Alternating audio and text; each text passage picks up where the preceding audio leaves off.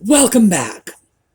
So, yesterday we talked about being able to use a travel agent to make your vacation a little easier.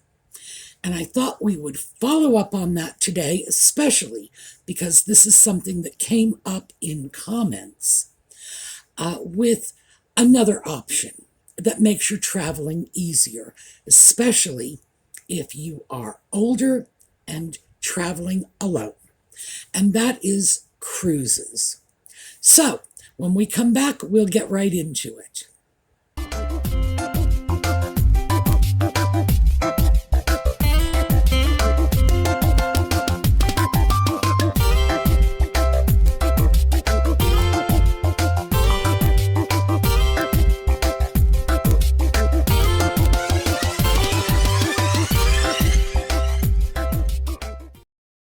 So I actually had something different planned for today, but I do want to stay with the momentum, if you will, and respond to some of the comments that came up yesterday.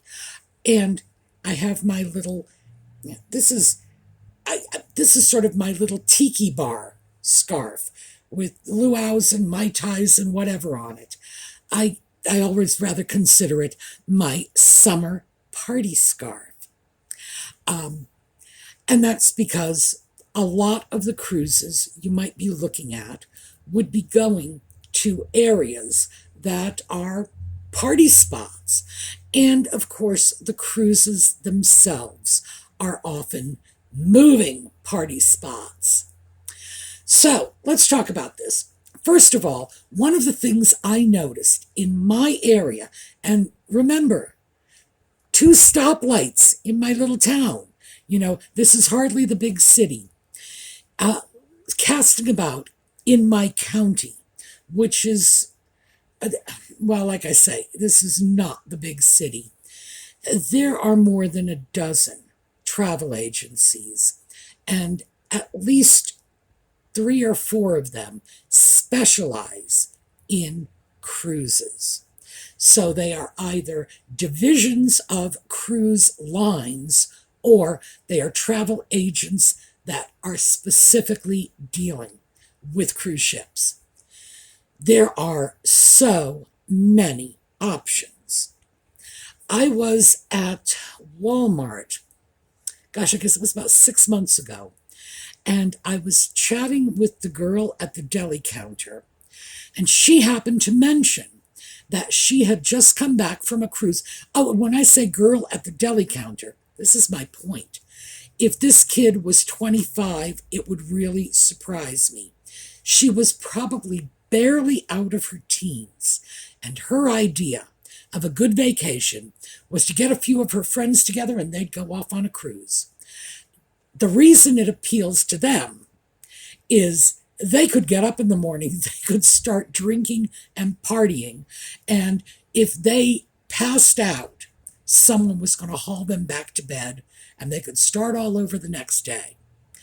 Yeah, it kind of surprised me that cruises were something that young people would find attractive. But yeah, young people do find them attractive. People with children find cruises attractive. There are a lot of family-friendly cruises out there, often to destinations like Disney World or Disneyland on the other coast. And by the same token, there are cruises that are non-family friendly. They cater to adults. So let's go back and talk about destination cruises for a minute, and then we'll talk about adult versus family cruises. On the East Coast, you can get cruises out of Boston, New York, Baltimore, Florida. In other words, you don't have to go very far down the coast to find a cruise port. And cruises on the Atlantic, the ones that sort of hang the coast, go as far north as Greenland, Nova Scotia. They're moving over to Iceland, just sort of hugging the rim of the Atlantic, and then south, the Florida Keys, the Caribbean, the Bahamas, so on, all the way down to South America. And keep in mind, of course, you can also go east. You can pick up cruise ships in any of these major ports and go to France, Spain, England, the Middle East, Africa, you name it, you get to go there. Same thing is true on the West Coast. You can pick up cruise ships all along the West Coast. You can go north to Alaska. You can go south to Mexico, Central America, the Panama Canal, South America. And then you can go west to Hawaii, to the Pacific Islands, and further. You can go to Asia. You can go to Australia. So those are just the coasts. There are inland cruises, and these have become very popular recently, going on the Mississippi River, reviving the tradition of the old Mississippi River. I'm going to try to say that again. The old Mississippi riverboats.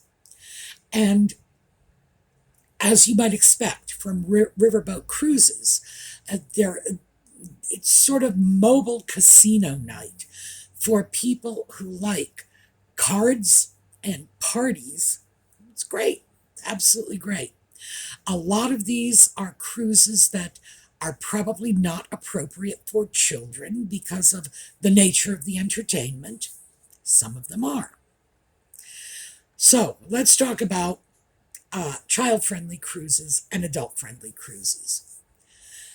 If you are looking to avoid small children, and I promise you, right here, if I were on a cruise ship, I have to say I would not sign up for one of the Disney cruises because I don't want to bump into a wandering Muppet while I'm trying to find a bathroom or trying to go to lunch. No, thank you. And I can also only take screaming children in very, very small doses. And children on a cruise ship are bound to be overstimulated and therefore cranky and screaming. Also, one of the things I've noticed from my own experience is that on cruise ships, parents are less inclined to be quite as careful with their children as they would be in, for example, a stationary hotel on dry land. And the reason for this is, where can the kids go? They're stuck on the ship. And as long as they're not climbing over the railing and jumping into the water, they're pretty much safe. And nobody can grab them and run off with them. Again, where are they going to go? So that does, in fact, tend to give some parents, a false sense of security. Now, needless to say, anything that can happen to a child on dry land can happen to that same child on a cruise ship. Absolutely. But I just don't think parents quite see it that way. And of course, mom and dad are on vacation too and wouldn't mind a bit of a vacation from the kids. So that's just not a good match for me. I don't dislike children. Again, it's just small doses. And I would just as soon they not be cranky when I'm getting those small doses. When you deal with adults-only cruises, there are options out there that you have to be mindful of. Adults-only cruises also include what is usually politely referred to as singles cruises. Keep in mind that there is a percentage of these singles cruises that are just sort of hookup cruises. That's what's going on. People who, well, I'm trying to say this so delicately, figure out how to say it. My generation referred to these people as swingers. people in open relationships who occasionally dally, and their partner occasionally dallies, and everybody's cool with that. Yeah, they can get organized and they can take over half a cruise ship. And you might not know it because people tend not to be very open about this. If you are thinking about taking a cruise and you are thinking about taking an adults only cruise, make sure that the people who are booking your cruise, whether it is the cruise company itself or your travel agent, make sure they are very clear about the fact that you are not looking for one of these hookup cruises if, in fact, you are not looking for it, because that could be an unpleasant surprise. On the other hand, if that's what you're looking for, go for it. Have a great time. Just do be mindful of the fact that you will probably have to make some discreet inquiries, either of the cruise ship you're booking with or the travel agent who is booking it for you. And gosh, such an unpleasant conversation to have. It's like, as I say, if this is what you want, go for it. If this is not what you want, can you imagine how horrific it would be to be caught in the middle of something like that? For me personally, no thank you. I have a cat. That's all I need. Many of these adult-oriented cruises, however, have things of great interest to some of us. Okay, me again. You can take a destination cruise, for example. You want to take a cruise to Iceland, you can find cruise ship lines that will have, as part of your entertainment, professors of Icelandic history offering little mini classes on the country, the geography, so that when you disembark in Reykjavik, you're going to know exactly what you're getting yourself into. You're going to know what to look for. You're going to have a background on the people, on the culture. Same thing with places like, Nova Scotia, Greenland, Newfoundland, areas that, yeah, we know they're out there, but most of us really don't know a lot about their history.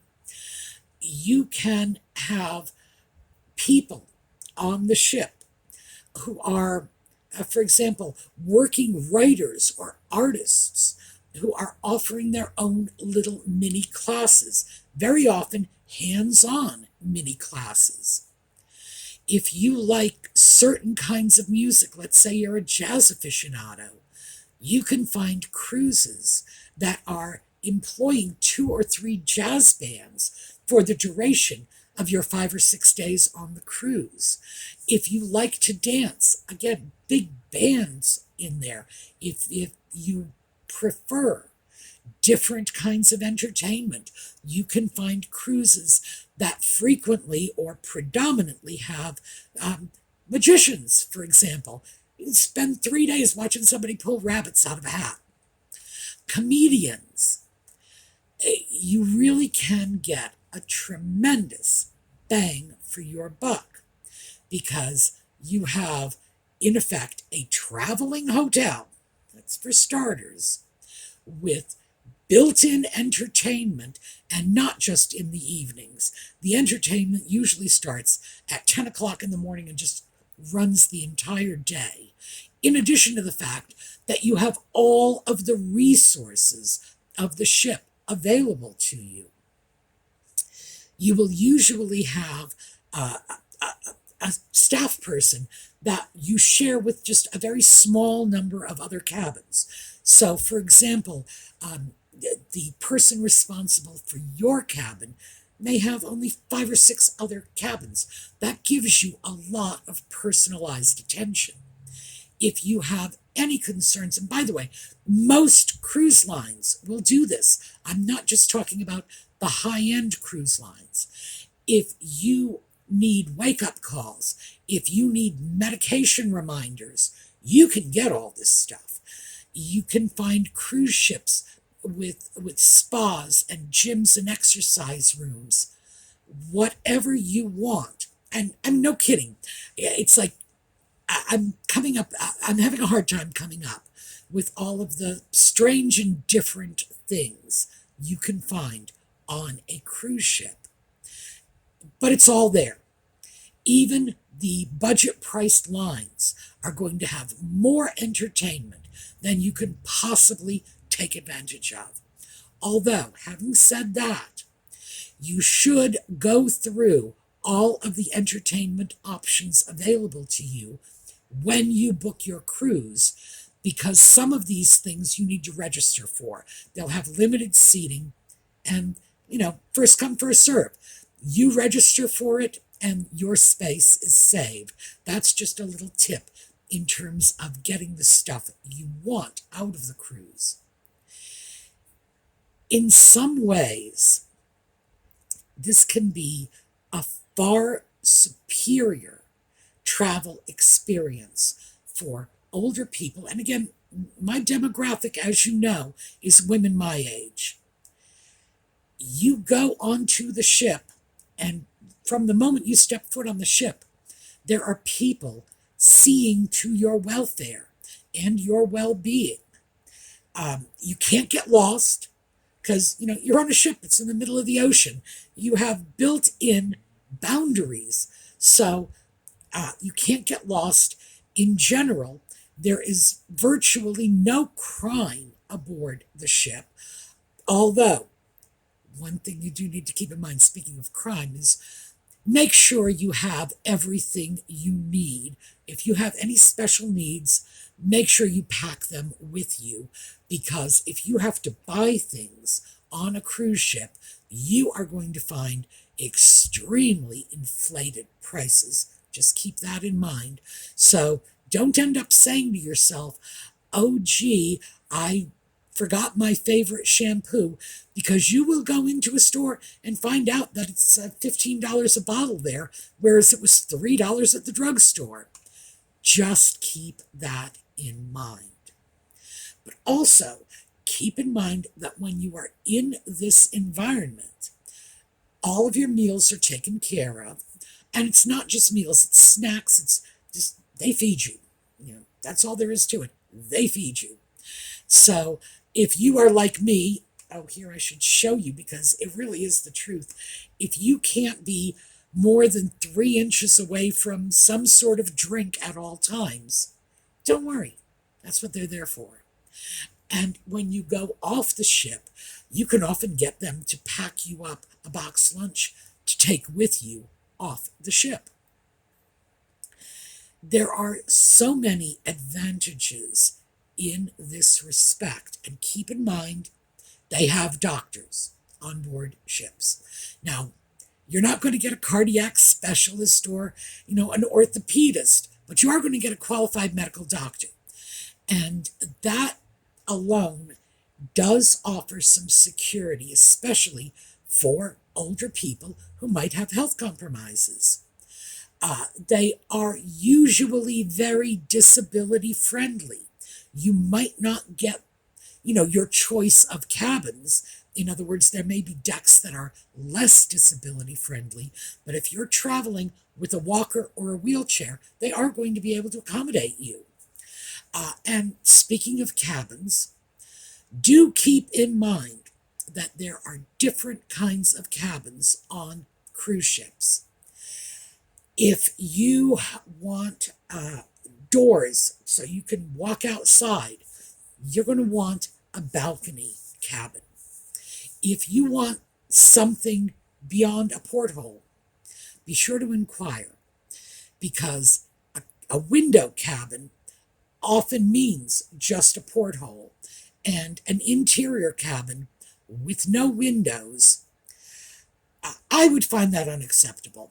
I am not inherently claustrophobic, but the idea of sleeping in a cabin, and the cabins are small. These are smaller than hotel rooms.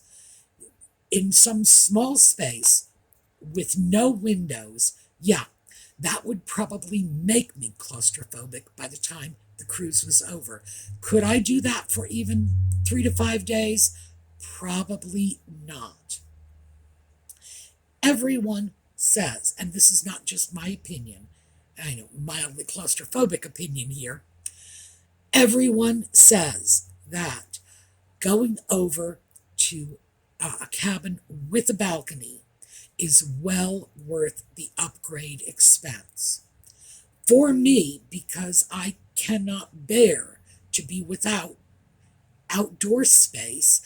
And I keep my windows open. I'm in Pennsylvania. I keep my window open in my bedroom 24/7, 12 months out of the year. My neighbor Jane, her husband gets really cold really easily. And I know, I have caught him peeking out his window, staring at my open bedroom window, and I know he can see the fan in it, and he'll be looking there in January and February, and I know it just makes him shiver. But that's the way it is for me. Audie too. Audie loves it. It can be 13 degrees out, and that cat is right there begging me to turn the fan on, and then he'll hold his neck up so that he can get the cool breeze on his neck. He loves that part. We like the cold here, and we like fresh air. So for me, no outdoor space is a deal killer. I would not go on a boat if I could not have that little bit of extra space. Yeah, so that's my peculiarity. But knowing this, I looked up opinions of other people who have traveled on cruise ships, and it's almost universal. People say if you can afford that balcony room, go for it. If you can't afford that balcony room, wait an extra month so that you can afford that balcony room. It's quite a big deal, and they say especially people traveling with children, because it gives you a little extra space. It gives you somewhere else to go. It's going to be a teeny tiny balcony, but it's a little extra space in a situation where your space is inherently limited. So that would very much be my advice. As for destinations, if you stick with a destination that is somewhere near your home.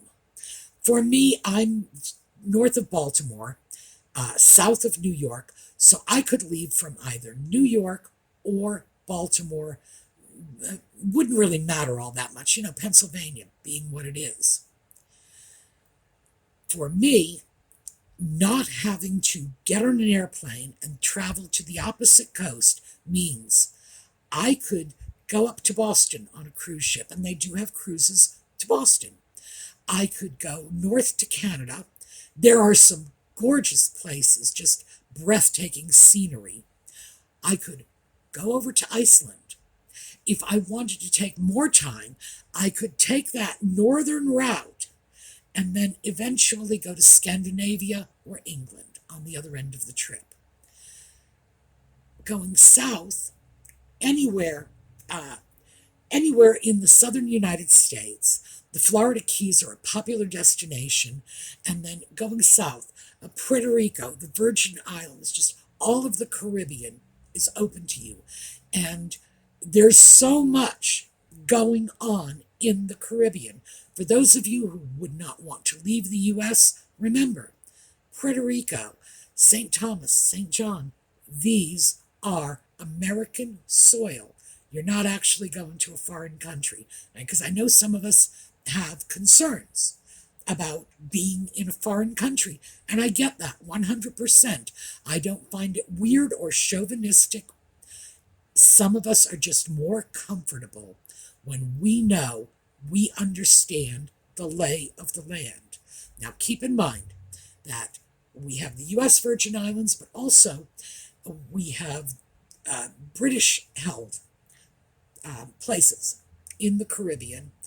And in that case, we are looking at very similar legal systems. If you're going to be out of the United States, Well, stick with the Commonwealth country. It's that simple. At least we know their legal systems. In terms of their history, they're very much our cousins. So, yeah, it's not that big a jolt. It's not that much of a jar. On the West Coast, once again, you have so much in the United States out there that's worth seeing.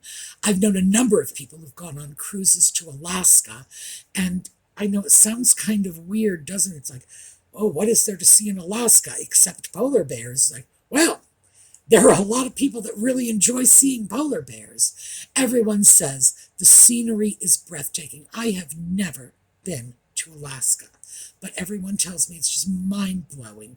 The scenery, the vast expanses. I do have an Alaskan friend who sends me pictures from time to time, and one of them, I used it as my background screen on my computer for years. A bald eagle perched on top of her backyard birdhouse. There are things you see in Alaska that you just don't see anywhere else in the world. So, hey.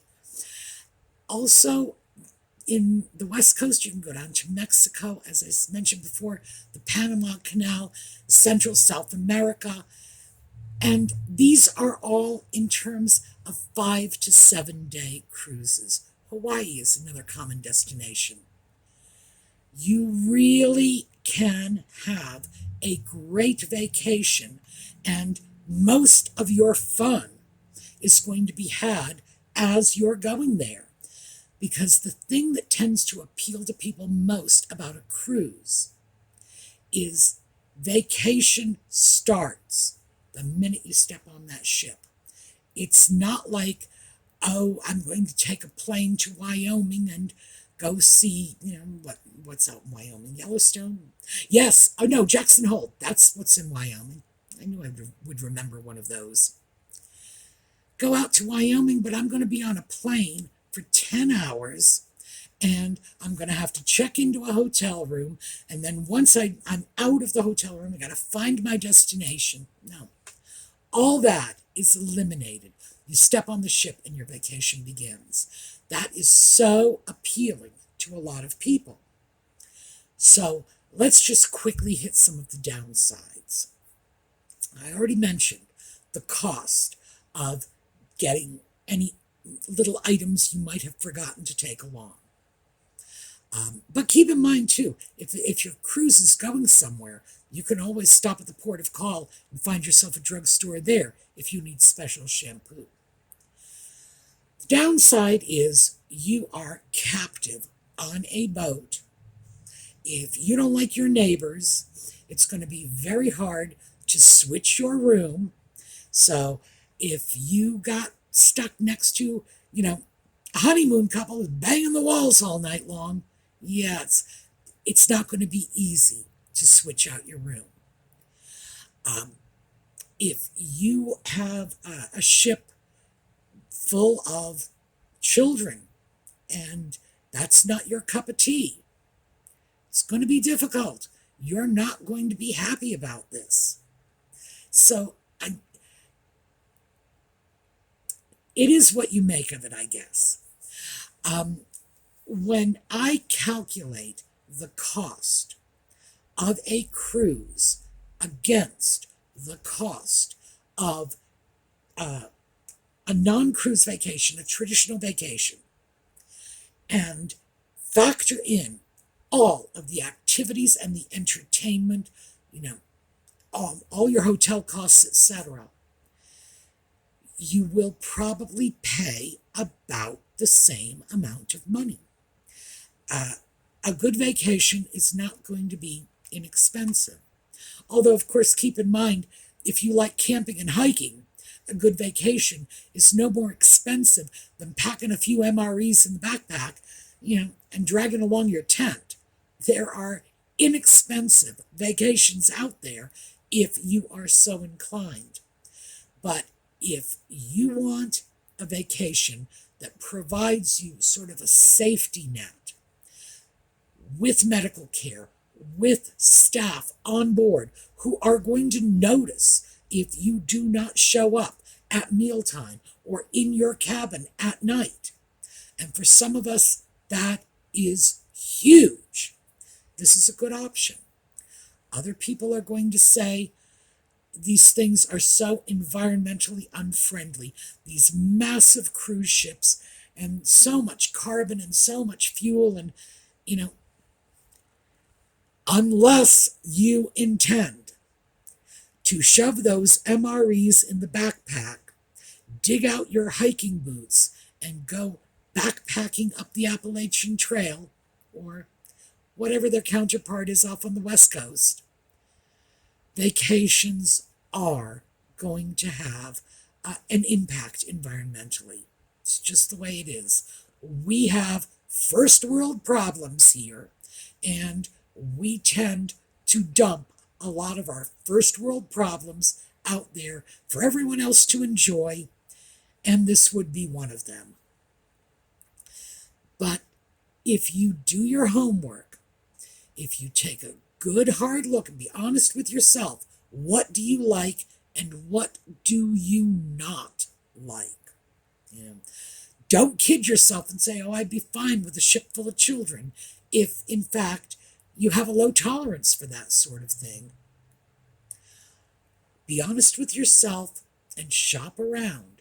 You can absolutely find some terrific opportunities for relatively short, 5 to 7 day vacations, sometimes even just 3 to 5 days, long weekend vacations where you can have the time of your life. Oh, one caveat too, and this comes from people who cruise a lot. Be careful how much you eat, because they ply you with food. And if you are not mindful of this, you could walk off that cruise ship 3 days later carrying an extra 20 pounds. And it's not going to be your luggage, just so you know. All right, that is what I have for you today. If this is something that's interesting to you, hopefully it will have demystified it a little, but you can have a terrific time on a cruise ship. So, we're going to take a look at a slideshow on the way out. And for those of you who stay with us for Just Chatting, that'll be 8 o'clock this evening. For the rest of you who don't follow that, we'll see you next weekend. So, meantime, have a terrific day.